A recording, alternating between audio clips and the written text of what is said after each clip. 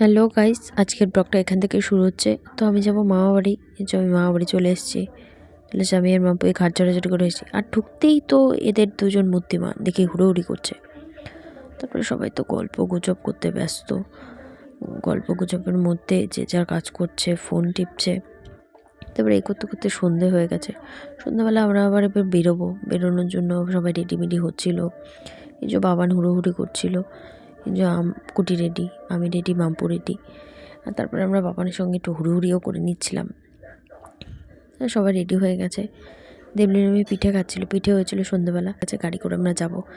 যে রেস্টুরেন্টে গেছিলাম, ওই রেস্টুরেন্টের ওখানে আবার একটা পার্ক টাইপের আছে। এই যে স্লিপ দেখতে পাচ্ছ, আমাদের দুই পেলবান স্লিপ চড়ছে, ঢেকি চড়ছে। এরা ভালোই এনজয়মেন্ট করছিল। তারপরে এনজয়মেন্ট ঘুরতে ঘুরতে আমরা আবার রেস্টুরেন্টের ভেতরে চলে গেলাম। ভেতরে গিয়ে আমরা বেশি কিছু খাইনি, জাস্ট পকোড়া অর্ডার করেছিল, চিকেন পকোড়া। সেই চিকেন পকোড়াই আমরা খাচ্ছিলাম। খেতে খেতে আবার কোল্ড ড্রিঙ্কস অর্ডার করেছে। এই মাম্পু আবার কোল্ড ড্রিঙ্কস খাচ্ছে, কুটি কেটে দিল। এই করতে করতে আবার বাইরে বেরোলাম খাওয়া দাওয়া শেষ করে। আবার আমরা একটু খেলছিলাম। আমি উঠে এদের সঙ্গে চড়ে নিলাম। চড়ে আমাদের বাড়ি যাওয়ার টাইম হয়ে গেছিলো। তারপরে এই যে সবাই গাড়িতে উঠে বাড়ি যাচ্ছি।